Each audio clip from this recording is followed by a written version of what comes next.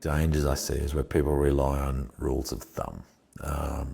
And rules of thumb, sometimes they're good, sometimes they're not good, but we much prefer individual real planning where we look at your circumstances, your goals, and we create strategies and plans to suit those circumstances, not based on rule of thumb. There's a rule of thumb that goes around the States called the 4% rule. And the 4% rule says if you only draw down 4% of your investments in retirement, you'll never run out of money. Yay, that's good. But it ignores all the things that might make that bad advice. So for instance, you might deliberately want to run out of money. You might have terrible investments where even the 4% rule won't save you.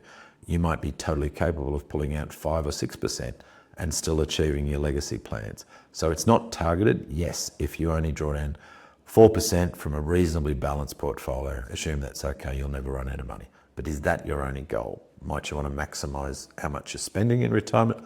Might you want to maximize the benefit you give to your kids during your lifetime and beyond? There's a whole bunch of things. And I'll illustrate this with a story of a client that came to see us, and she had come from another advisor and she had about 800,000 in superannuation. The advisor was a fan of the 4% rule. So she was living off 32,000 a year. So her 800,000 was too much to get a government pension. So she's living off 32,000, living in the area around Noosa, nice house. And yeah, it was tough. So, and that seemed ludicrous to me. So we did what we do, a real financial plan. And she was in a house worth $2 million. She was planning on downgrading that at some stage, and she had a really amazing plan about what she was going to do with that house. And it was fascinating to hear. She also was about to come into an inheritance and it wasn't huge, it was about 500,000.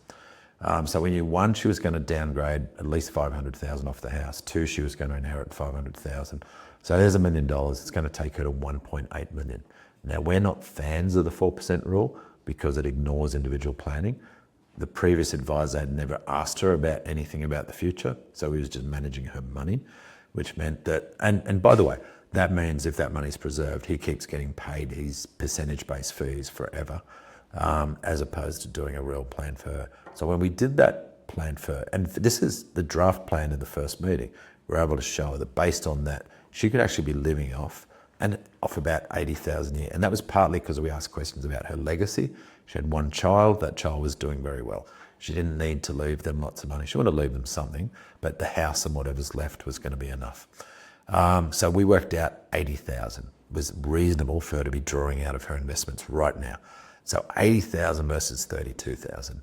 Now she broke down and she cried in that meeting because she'd been doing it tough, she'd been doing it tight.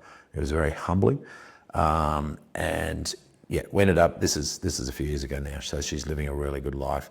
Off the back of that, she's got no risk of running out of money. And you know, she's going to have enough forever. Living off 80,000, much better life. But on that day, she left the meeting with me. We've got a coffee shop nearby, and she walked across the coffee shop, and we found out this later. She told our front of house concierge, she had the first cafe-made cappuccino that she'd had in about 7 years. And that's the difference that personalised real planning can make compared to following rules of thumbs. No matter how well intentioned they are, they don't necessarily work for everyone.